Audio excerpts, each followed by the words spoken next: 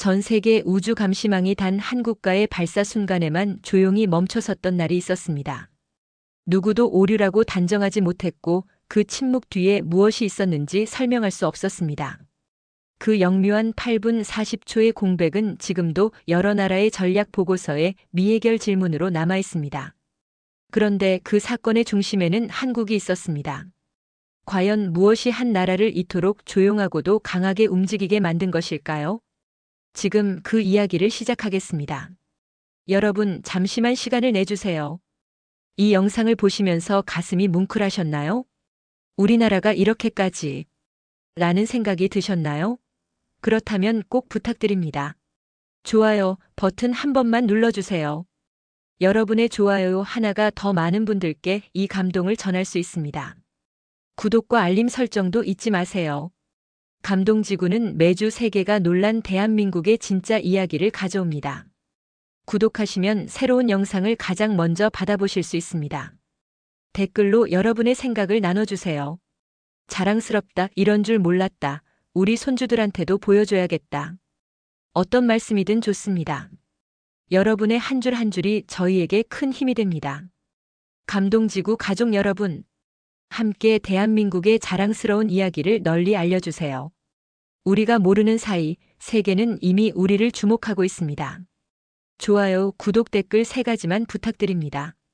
그럼 본격적인 이야기 시작하겠습니다. 한국의 두 발사 소식이 보고서 위에 놓였을 때 나는 단순한 일정 조정이라 생각했다. 커피를 한 모금 마시며 서류를 넘기던 손이 멈췄다. 발사 간격이 이상했다. 보통 이런 프로젝트는 최소 2주에서 한 달 간격을 둔다. 연료 보급, 안전 점검, 데이터 분석. 생략할 수 없는 단계들이 있기 때문이다. 그런데 한국은 단 5일 만에 두 번째 발사를 올렸다. 말이 안 돼. 중얼거리며 나는 세부 데이터를 펼쳤다. 그리고 그 순간 추적 누락이라는 단어가 눈에 들어왔다. 추적 데이터에 공백이 있다. 우주개발국들은 종종 하루 이틀 단위로 발사를 끌어당기곤 한다. 하지만 문제는 성공률이었다. 연속 발사, 연속 성공, 그리고 이 이상한 추적 누락. 그 단어가 내 시선을 붙잡았다.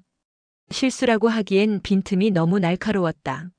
나는 25년간 이 분야에서 일했다. 소련의 초기 실패들, 중국의 급성장, 인도의 조용한 도약. 모두 지켜봤다. 그런데 이건 달랐다. 동맹국이라도 이상한 공백은 반드시 들여다봐야 한다. 내 직업은 의심으로 시작된다. 워싱턴 상황실의 공기는 늘 무겁지만 그날은 달랐다. 들어서는 순간부터 느꼈다. 분석관 몇 명이 모니터를 보며 서로 눈치를 주고 있었다. 시선이 스크린에 고정돼 있지만 진짜로 보고 있는 건 서로의 표정이었다. 제임스. 선임 분석관 톰슨이 나를 불렀다. 그의 얼굴엔 평소와 다른 주름이 잡혀 있었다. 한국 데이터 봤나? 봤습니다. 추적 공백 구간이 8분 40초야. 정확히. 톰슨이 내 말을 잘랐다. 그의 목소리엔 확신이 없었다. 2번 다 같은 지점에서 신호가 끊겼어. 오류라고 하기엔. 그가 말끝을 흐렸다. 모두가 한국의 데이터가 비어있는 구간을 알고 있었지만 누구도 먼저 말하려 들지 않았다. 연산 오류일 거다. 구석에서 누군가 중얼거렸지만 확신이 없었다. 추적 체계는 수십 년간 검증된 장비다. GPS, 레이더, 광학 추적. 3중, 4중 백업 시스템이 동시에 작동한다. 한 국가의 발사체만 골라 오류를 내는 일은 없다. 아니면 내가 조심스럽게 입을 열었다. 고의적 차단일 수도 있습니다. 순간 상황실이 조용해졌다. 그 순간 마음속 깊은 곳에서 오래된 갈등이 다시 올라왔다. 한국은 어느 시점부터 스스로 올라설 준비를 해온 게 아닐까? 우리는 그 가능성을 애써 지우며 동맹이라는 말로 덮어놓았던 건 아니었을까? 나는 1990년대 말 한국이 처음 위성 개발을 시작했을 때를 기억한다. 그때만 해도 몇십 년은 걸릴 것이라는 게 중론이었다. 기술 이전도 제한적이었고 자금도 부족했다. 하지만 어느 순간부터 한국은 조용해졌다. 요란하게 발표하지 않았다. 국제학회에서 과시하지도 않았다. 그저 묵묵히 한 걸음 한 걸음 쌓아 올렸다. 그리고 지금 연속 성공과 의도된 공백이라는 카드를 꺼내 들었다. 그 물음은 스스로 닫아버리기엔 너무 큰 파문을 품고 있었다. 그래서 나는 서울행 비행기를 탔다. 상부에 보고서를 올린 지 36시간 만이었다. 답변은 간단했다. 직접 가서 확인하라. 비행시간 14시간. 나는 거의 잠들지 못했다. 비행기 창밖의 어둠을 바라보며 생각했다. 왜 한국만 이런 침묵을 남기는가? 러시아는 과시한다. 중국은 공개한다. 인도는 협력을 제한한다. 유럽은 투명성을 강조한다.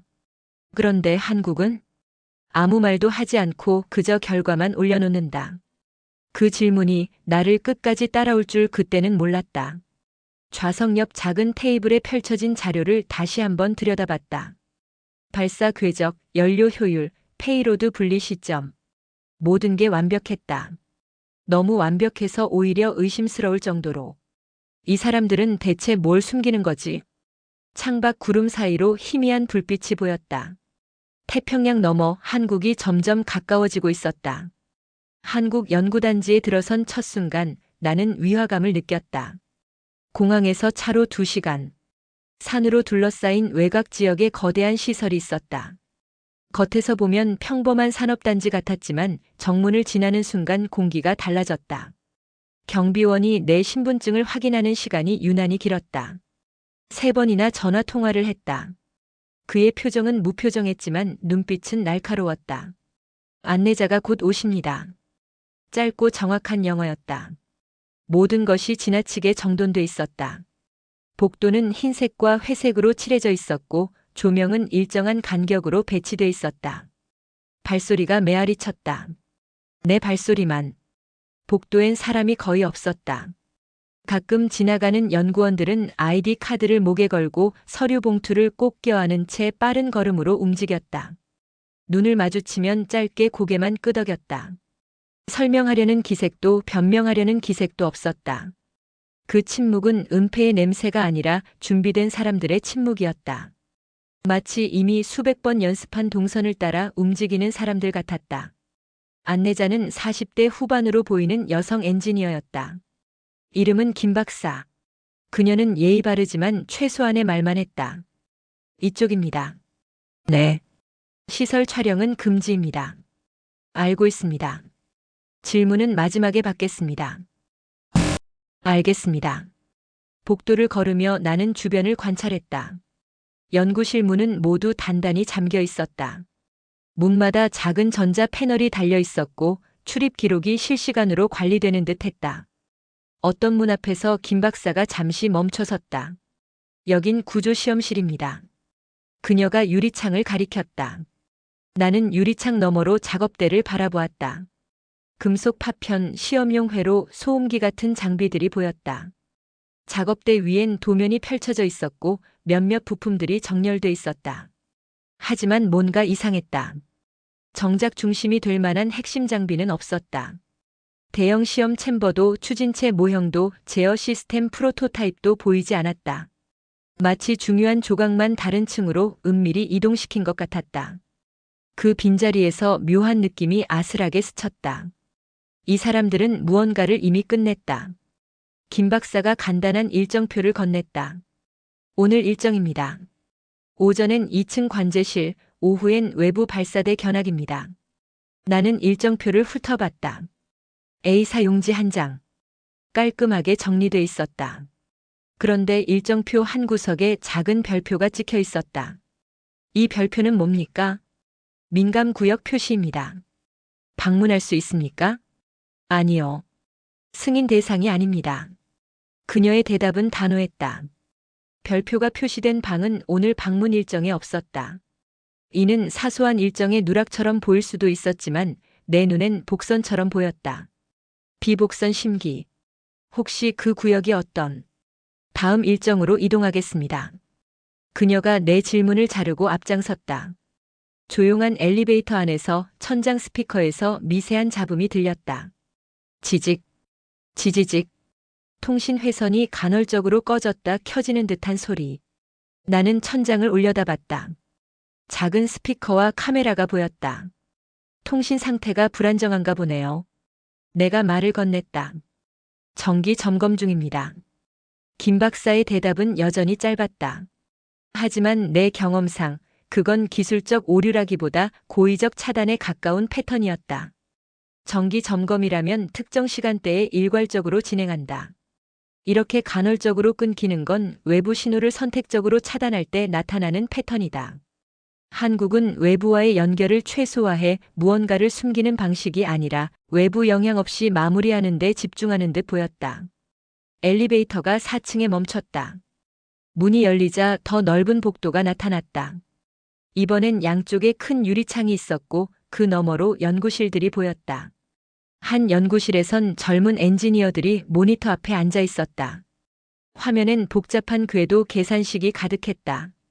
다른 연구실에선 중년의 연구원이 3D 프린터로 무언가를 출력하고 있었다. 모두가 집중하고 있었다. 아무도 나를 쳐다보지 않았다. 나는 메모장을 꺼내 작은 문장을 적어 넣었다. 이 침묵은 우연이 아니다. 그리고 그 문장이 나중에 모든 것을 잇는 실마리가 될 거라곤 아직 몰랐다. 김 박사가 한 연구실 앞에서 멈춰섰다. 여기가 관제실입니다. 들어가시겠습니까? 네. 문이 열렸다. 그 안에서 나는 처음으로 한국이 얼마나 멀리 왔는지 실감하게 된다. 관제실은 생각보다 작았다. 미국의 휴스턴 관제센터나 케네디 우주센터를 떠올렸다면 실망할 규모였다. 스크린은 6개, 좌석은 12개, 천장은 낮았고 벽은 회색이었다. 하지만 그 작은 공간에서 느껴지는 집중도는 압도적이었다. 여긴 실시간 추적 관제실입니다. 김 박사가 설명을 시작했다. 발사 당일엔 모든 데이터가 이곳으로 모입니다. 궤도 계산, 연료 소비율, 자세 제어, 통신 상태. 모든 변수가 이 화면들에 표시됩니다. 나는 고개를 끄덕이며 스크린을 바라봤다. 현재는 시뮬레이션 모드로 보였다. 가상의 발사체가 화면 위를 천천히 올라가고 있었다. 옆 모니터엔 속도, 고도, 각도 데이터가 실시간으로 갱신되고 있었다. 인원이 적네요. 내가 말했다. 12명이면 충분합니다. 김 박사의 대답은 단호했다. 미국이나 유럽은 수십 명이 투입되지 않습니까? 시스템이 다릅니다. 어떻게 다릅니까? 통합 자동화입니다. 그녀는 더 이상 설명하지 않았다. 서울 연구구역에서 이틀을 보내는 동안 나는 한국이 전혀 다른 길을 택했다는 느낌을 지울 수 없었다. 그 변화는 기술에서만 보인 게 아니었다. 첫 번째는 의사결정 속도였다. 둘째 날 오후 나는 우연히 작은 회의에 배석하게 됐다. 추진체 노즐 각도를 0.3도 조정하는 문제였다. 미국이었다면 이런 변경은 최소 3주가 걸린다. 엔지니어링 팀 검토 안전팀 승인 예산팀 확인 최종 책임자 사인. 그런데 한국은 달랐다. 회의 시간 17분. 참석자 5명. 결론 내일 아침 반영. 작은 조정이 필요하면 바로 다음 날 반영됐다. 미국이나 유럽처럼 여러 기관의 사인을 기다리는 절차적 필요가 없었다. 단순하면서도 빠른 구조였다. 두 번째는 집요함과 침착함의 공존이었다. 셋째 날 나는 테스트베드를 방문했다. 엔진 연소 시험이 진행 중이었다. 거대한 화염이 분사되고 귀를 찢는 굉음이 울려 퍼졌다. 시험이 끝나고 데이터 분석이 시작됐다. 연소 효율 97.2%, 목표치 97.5%. 젊은 엔지니어가 보고했다. 다시. 책임자의 대답은 짧았다. 네. 아무도 불평하지 않았다. 0.3% 차이면 충분하지 않습니까? 내가 물었다. 목표는 97.5%입니다. 책임자가 고개를 돌리지 않은 채 대답했다. 언제 다시 합니까? 지금. 그리고 정말로 30분 뒤에 다시 시험이 시작됐다.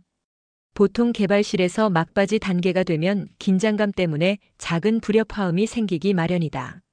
누군가는 빨리 끝내고 싶어 하고 누군가는 더 완벽하길 원한다. 그런데 한국 엔지니어들은 마치 오래전부터 알고 있던 해답을 그대로 따라가는 사람들 같았다. 불안도 동요도 없었다. 처음부터 다시. 그 말이 이곳에선 불평이 아니라 원칙이었다. 그리고 내가 생각하던 예상치가 서서히 흔들리기 시작했다. 이것은 단순한 발사 성공률의 문제가 아니었다. 한국이 독자적인 우주 운영 국면에 들어섰다는 뜻이었다. 셋째 날 저녁 나는 김 박사와 짧은 대화를 나눴다. 한국은 왜 이렇게 조용합니까? 조용하다는 게 무슨 뜻입니까? 다른 나라들은 성과를 발표합니다. 언론에 공개하고 국제학회에서 발표하고 파트너를 찾습니다. 그런데 한국은 필요 없으니까요. 그녀의 대답은 단순했다. 필요 없다? 우리가 할 일을 우리가 합니다. 그게 전부입니다. 그 말엔 오만함이 없었다. 그저 사실이었다. 다른 나라들이 같은 목표를 이루기 위해 수년간 공청회와 예산 확보로 시간을 보낼 때 이들은 말을 줄이고 행동을 채웠다. 그 단순함 속에서 묘한 경의가 밀려왔다. 나는 연구단지 옥상에 올라가 밤하늘을 바라봤다. 별들이 쏟아질 듯 밝았다. 저 별들 사이로 한국이 쏘아 올린 위성들이 지금도 돌고 있을 것이다. 조용히 묵묵히 자기 궤도를 지키며.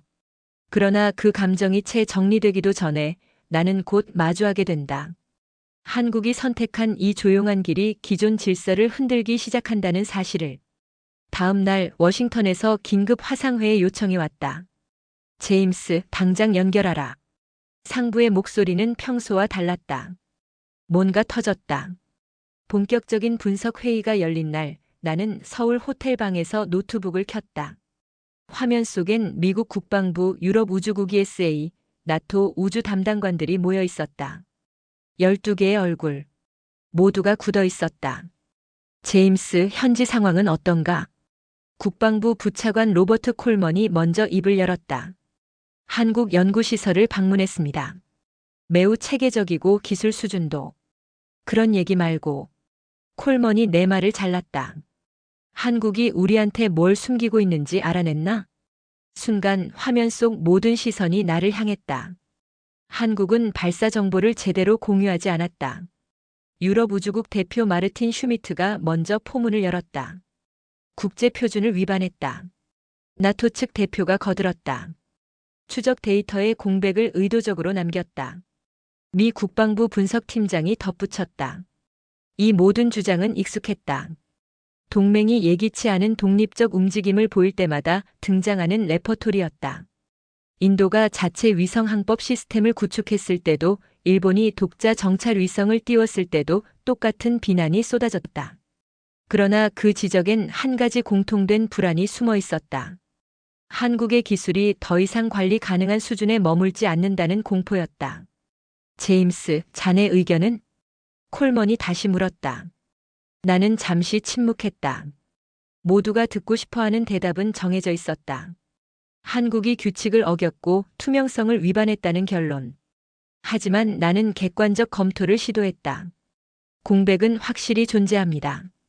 그럼 의도적인 거 아닌가? 가능성은 있습니다. 하지만 뭔가 정황상 기술 회피가 아니라 시스템 전환에 가깝습니다.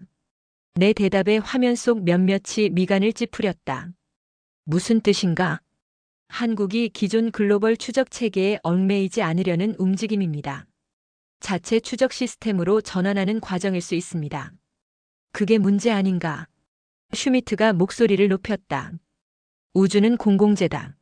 모든 발사체는 국제사회에 투명하게 공개돼야 한다. 한국이 자기 멋대로 시스템을 바꾸면 어떻게 되나? 규칙을 무시하는 선례가 됩니다. 나토 측이 거들었다. 회의가 격해질수록 나는 이상한 감정을 느꼈다. 이건 기술 논쟁이 아니었다. 우주 권한을 둘러싼 주도권 충돌이었다. 미국과 유럽은 수십 년간 우주 개발의 규칙을 만들어왔다. 누가 쏠 수 있고 어떻게 추적하고 어떤 정보를 공유해야 하는지. 그 규칙은 합리적이었지만 동시에 기존 강대국에 유리하게 설계돼 있었다. 한국은 그 규칙을 정면으로 거부하지 않았다. 그저 조용히 자기 방식을 만들고 있었다. 그게 더 위협적이었다. 제임스, 한국 측과 직접 대화해봤나? 콜먼이 물었다. 네. 연구단지 책임자 몇 명과 대화했습니다. 그들은 뭐라고 하던가? 필요한 정보는 모두 제공했다고 합니다. 필요한 정보. 우리가 요구한 정보를 말하는 건가? 그들 기준으로 필요한 정보입니다. 순간 화면이 조용해졌다. 이건 명백한 도발이야. 슈미트가 중얼거렸다. 한국은 우리와 협력할 생각이 없어. 그들은 자기들끼리만 하겠다는 거야. 그게 뭐가 문제입니까? 내가 반문했다. 뭐? 한국이 자체 기술로 성공했고 자체 시스템으로 운영한다면 그게 왜 문제입니까? 주권 국가로서 당연한 권리 아닙니까? 제임스. 콜먼이 내 이름을 불렀다. 자네 지금 누구 편인가? 편이 아니라 사실을 말씀드리는 겁니다. 나는 침착하게 대답했다. 한국은 규칙을 어긴 게 아니라 규칙 밖에서 자기 길을 만들고 있습니다. 우리가 그걸 막을 명분은 없습니다. 회의는 결론 없이 끝났다. 화면이 꺼진 뒤 나는 한동안 창밖을 바라봤다. 서울의 야경이 눈부시게 빛나고 있었다. 그리고 나는 분명한 대립을 느꼈다. 시악역 대립 작동. 이건 기술 논쟁이 아니라 우주 권한을 둘러싼 주도권 충돌이었다. 한국은 우리를 적으로 만들려는 게 아니었다. 그저 우리 중심의 세계에서 벗어나려 할 뿐이었다. 그리고 나는 그 충돌이 어디서 터질지 예감했다. 발사 당일.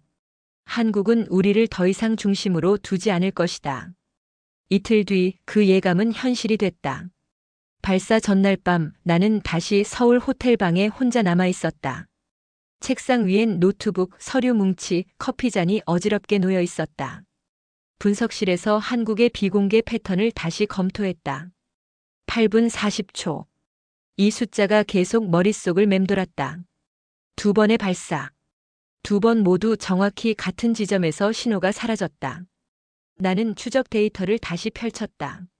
발사 후 1분 정상. 발사 후 3분 정상. 발사 후 5분 정상. 발사 후 8분 40초 신호 소실. 발사 후 11분 20초 신호 복구. 그때 이상한 점을 발견했다. 공백 구간은 불규칙적이 아니라 정확한 간격을 유지하고 있었다. 2분 40초. 정확히 160초. 흔히 오류라면 유동적이어야 했다. 기술적 결함은 예측 불가능하다. 1분 30초일 수도 3분 10초일 수도 있다. 그런데 이건 기계적인 반복. 마치 시계처럼 정확했다. 즉 설계된 침묵이었다. 이건 의도된 거야. 나는 중얼거리며 계산기를 두드렸다. 160초 동안 발사체는 약 240km를 이동한다. 그 구간은 어디일까? 지도를 펼쳤다. 한반도 상공에서 태평양으로 넘어가는 지점. 그 구간에서 한국은 외부 추적을 차단하고 자체 시스템으로만 운영한 것이었다.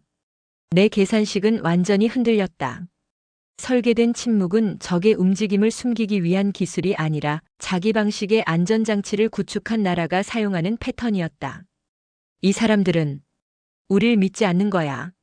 아니, 정확히 말하면 의존하지 않는 거였다. 기존 국제 추적 체계는 미국, 러시아, 유럽이 중심이다. 모든 발사체는 그 네트워크를 거쳐야 한다. 하지만 한국은 그 네트워크 밖에서 자기만의 길을 만들고 있었다. 나는 처음으로 인정해야 했다. 이건 우리 분석 모델로는 설명할 수 없는 새로운 방식이었다. 그리고 바로 다음 날 한국은 발사를 강행했다. 새벽 6시. 나는 한국항공우주연구원 관제실 뒤편에 서 있었다. 허가를 받기까지 36시간이 걸렸지만 결국 참관이 승인됐다. 관제실은 긴장감으로 가득했다. 12명의 엔지니어가 각자 자리에 앉아 있었고 중앙 스크린엔 발사대가 비춰지고 있었다. T-10분. 카운트다운이 시작됐다. T-5분. 연료 주입 완료. 자세 제어 정상. 통신 링크 확인. 간결한 보고가 이어졌다. 아무도 불필요한 말을 하지 않았다. T-1분. 숨소리마저 줄어들었다. T-30초. T-10, 9, 8. 발사대에서 하얀 증기가 뿜어져 나왔다. 3, 2, 1. 점화. 거대한 화염이 분출됐다. 발사체가 천천히 그러나 확실하게 하늘로 올라가기 시작했다. 우리는 실시간 추적에 들어갔고 중앙 스크린엔 발사체의 궤적이 그려지기 시작했다. 고도 10km. 속도 마하 2. 자세 제어 정상. 고도 50km. 일단 분리 성공. 고도 120km. 모든 게 순조로웠다. 그리고 정확히 8분 40초 지점. 신호 소실. 중앙 스크린이 깜빡이더니 SIGNAL LOST라는 메시지가 떴다.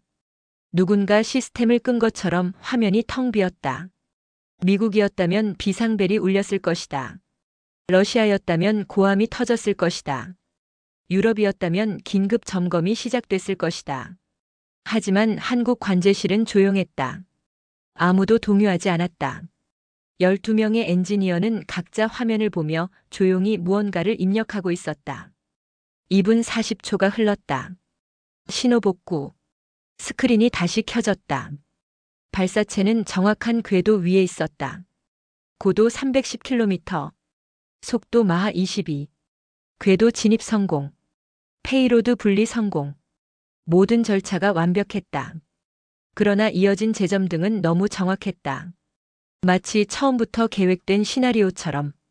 내 주변 분석관들은 모두 동요했지만 나는 그 순간 이상하게도 확신했다.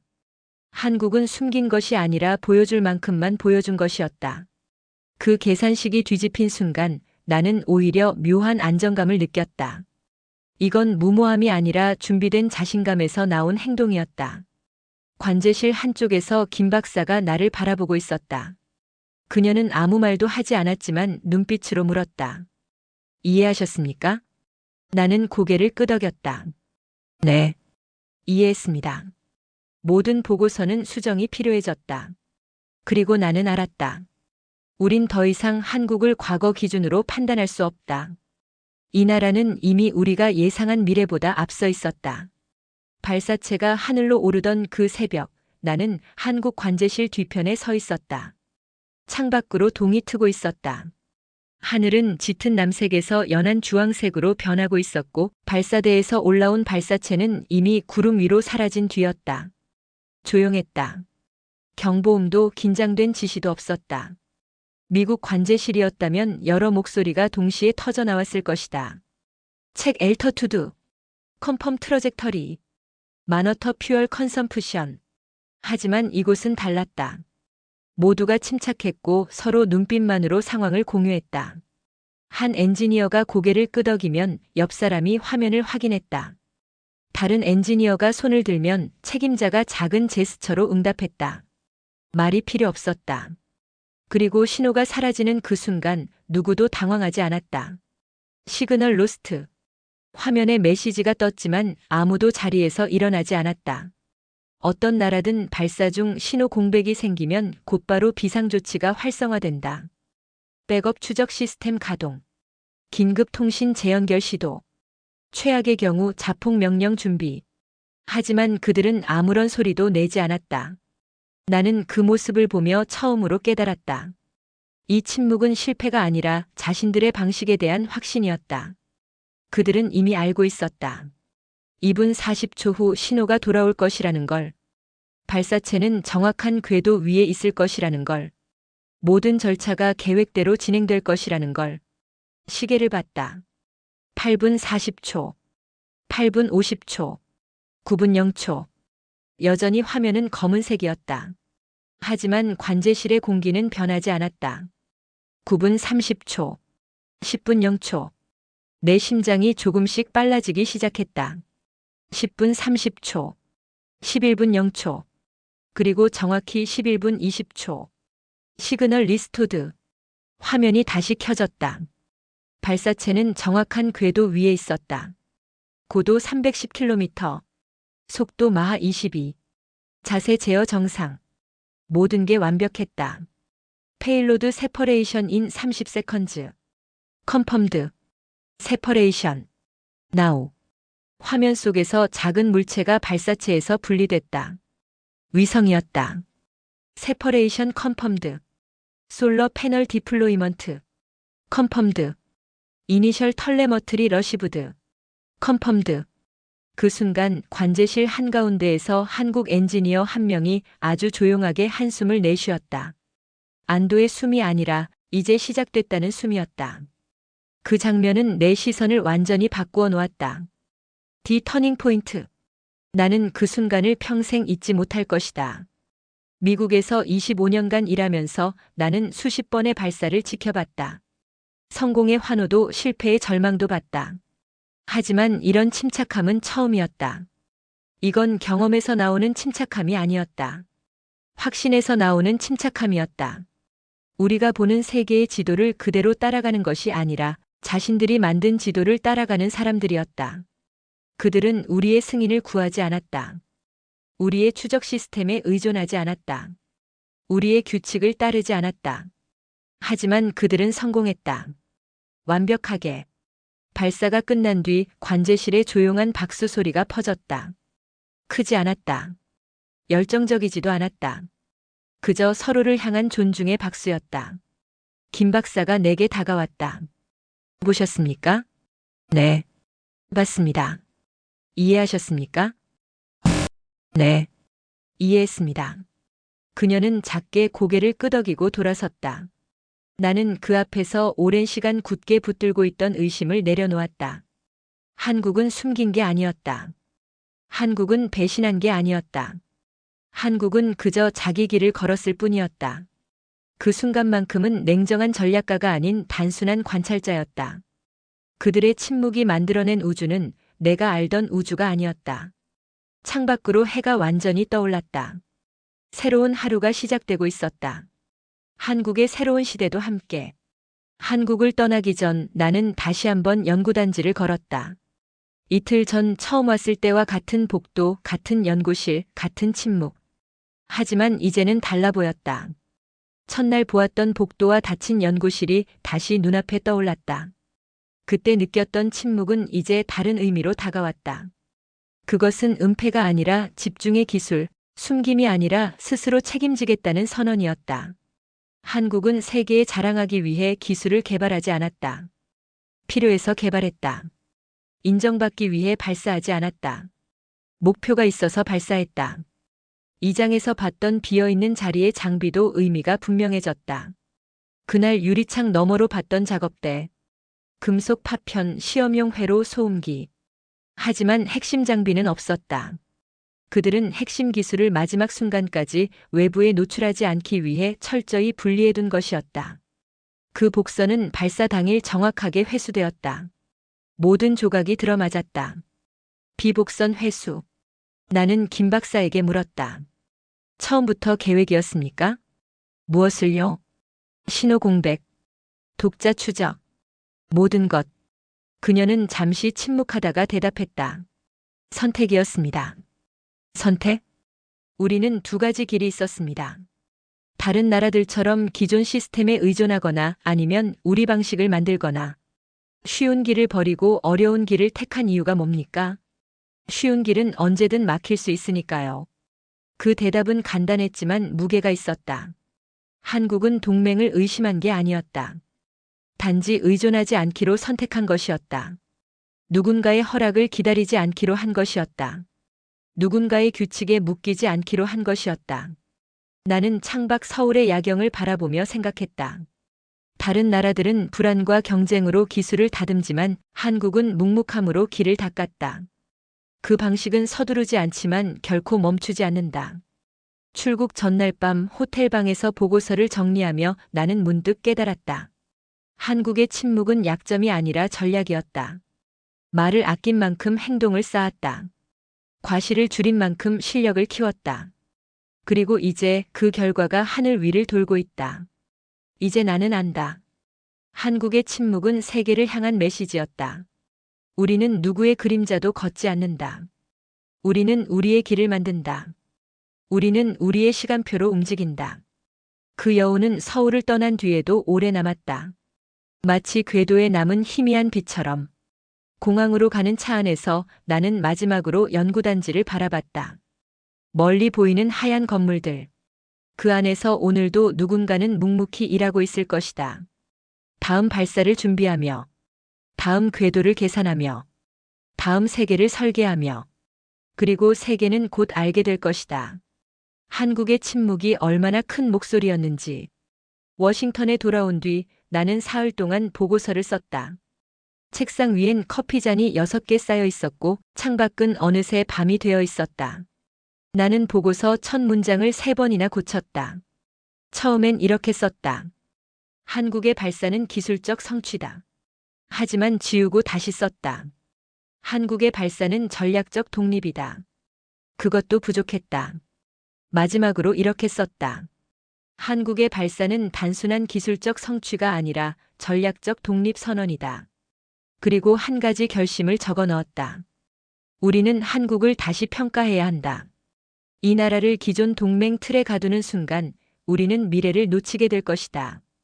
한국은 더 이상 따라오는 파트너가 아니다. 한국은 같이 걷는 동반자이며 어쩌면 어떤 분야에서는 앞서가는 선도자일 수 있다. 나는 곧 새로운 연구 프로젝트를 제안했다. 제목 독자 궤도 운영 체계와 국제 협력 모델 연구. 목적 한국의 독자 궤도 운영 방식을 분석하고 기존 국제 체계와 조화되는 새로운 모델을 만드는 것. 지금까지는 한국을 따라오는 파트너로 규정했다면 이제는 같이 지도를 그릴 동반자로 대우해야 한다. 보고서 제출 다음 날 상부에서 호출이 왔다. 콜먼 부차관이 나를 불렀다. 제임스, 자네 보고서 읽어봤네. 네. 솔직히 말하지. 자네 한국 편 들려는 건가? 편이 아닙니다. 현실입니다. 현실? 한국은 이미 독자 체계를 구축했습니다. 우리가 인정하든 안 하든 그들은 계속 나아갈 겁니다. 그렇다면 우리는 2가지 선택지가 있습니다. 뭔가? 배제하거나 포용하거나. 콜먼은 잠시 침묵했다. 자네는 포용하자는 건가? 네. 한국을 적으로 만들 이유가 없습니다. 오히려 협력하면 우리도 이득입니다. 한국의 독자 추적 시스템은 기존 체계의 빈틈을 채울 수 있습니다. 우주 쓰레기 추적, 긴급 상황 대응. 한국의 기술은 충분히 가치 있습니다. 하지만 그들은 우리 규칙을 따르지 않았어. 규칙은 바뀔 수 있습니다. 중요한 건 목표입니다. 우리 모두 안전한 우주 환경을 원합니다. 그 목표가 같다면 방법은 협상 가능합니다. 콜먼은 고개를 끄덕였다. 자네 제안 일리가 있네. 검토해보지. 감사합니다. 그런데 제임스. 네? 한국에서 뭘 본 건가? 자네가 이렇게까지 생각을 바꿀 정도로. 나는 잠시 망설이다가 대답했다. 침묵을 받습니다. 침묵? 네. 그들의 침묵이 얼마나 강한 메시지인지 깨달았습니다. 한국에서 보았던 그 침묵, 그 집중, 그 확신. 그 모든 장면이 내 결심을 더 단단하게 만들었다. 관제실의 침착함. 엔지니어들의 눈빛. 처음부터 다시라는 말을 아무렇지 않게 받아들이는 태도. 김 박사의 단호한 목소리. 발사 성공 후 조용히 내쉬던 그 한숨. 그리고 보고서 마지막 줄에 이렇게 썼다. 나는 한국이 구축할 새로운 우주의 증인이 되기로 한다. 이 문장은 공식 보고서에 들어가지 않았다. 하지만 내 개인 노트에는 남겨뒀다. 언젠가 이 문장이 현실이 될 날을 위해. 3개월 뒤 한국은 3번째 발사를 성공시켰다. 이번에도 8분 40초 지점에서 신호가 사라졌고 이번에도 정확히 2분 40초 뒤 신호가 돌아왔다. 하지만 이번엔 아무도 의심하지 않았다. 세계는 이제 알고 있었다. 한국의 침묵은 기술이라는 것을. 그리고 6개월 뒤 나는 다시 서울을 방문했다. 이번엔 조사가 아니라 협력을 위해. 김 박사가 공항에서 나를 맞이했다. 다시 오셨네요. 네. 이번엔 다른 이유로 왔습니다. 알고 있습니다. 그녀는 미소 지었다. 우리는 연구단지로 향했다. 이번엔 닫힌 문이 열렸다. 이번엔 별표가 찍힌 방도 들어갈 수 있었다. 이번엔 핵심 장비도 볼 수 있었다. 신뢰는 이렇게 만들어지는 것이었다. 강요가 아니라 존중으로. 명령이 아니라 협력으로. 그날 밤 서울 호텔방에서 나는 일기를 썼다. 오늘 나는 미래를 봤다. 한국이 만드는 미래를. 그 미래는 조용하지만 확고하다. 그 미래는 느리지만 멈추지 않는다. 그 미래는 혼자가 아니라 함께다. 나는 그 미래의 일부가 되기로 했다. 창밖으로 서울의 밤하늘이 보였다. 수많은 별들 사이로 한국이 쏘아 올린 위성들이 조용히 돌고 있었다. 누구의 허락도 없이, 누구의 승인도 없이, 그저 자기 길을 묵묵히 가고 있었다. 나는 이제 안다. 한국의 침묵은 끝이 아니라 시작이었다는 것을, 그리고 그 시작이 세계를 바꿀 것이라는 것을. 나는 그 변화의 증인이자 동참자가 되기로 했다. 여러분, 이 이야기는 단순한 우주기술 이야기가 아닙니다. 이것은 대한민국이 세계를 향해 보낸 조용한 선언입니다. 우리는 더 이상 누구의 허락을 기다리지 않는다. 우리는 우리의 길을 스스로 만들어간다. 미국의 분석관도 유럽의 전문가도 결국 인정할 수밖에 없었습니다. 한국의 침묵이 얼마나 강력한 메시지였는지를. 여러분, 우리가 모르는 사이에 대한민국은 이렇게 묵묵히 세계 최고의 자리에 올라서고 있습니다. 말은 적게, 행동은 크게. 과시는 줄이고 실력은 키우며. 이것이 바로 대한민국의 방식입니다. 그리고 이것은 시작에 불과합니다. 앞으로도 감동지구는 세계가 놀란 대한민국의 진짜 이야기를 계속 가져오겠습니다. 그럼 구독 버튼 꼭 눌러주세요. 대한민국 국민으로 태어난 것 정말 자랑스럽지 않습니까? 감동지구 가족 여러분 감사합니다. 감동지구 가족 여러분께 부탁드립니다. 이 영상을 끝까지 보신 여러분께 감사드립니다. 가슴이 벅차오르셨나요? 우리나라가 이 정도였구나 하는 생각이 드셨나요? 자녀분들, 손주분들에게도 보여주고 싶으셨나요? 그렇다면 딱 3가지만 부탁드립니다. 좋아요 버튼을 꾹 눌러주세요. 여러분의 좋아요 하나하나가 더 많은 분들께 이 감동을 전할 수 있습니다. 우리 세대가 이런 대한민국을 만들었다. 그 자부심을 좋아요로 표현해주세요.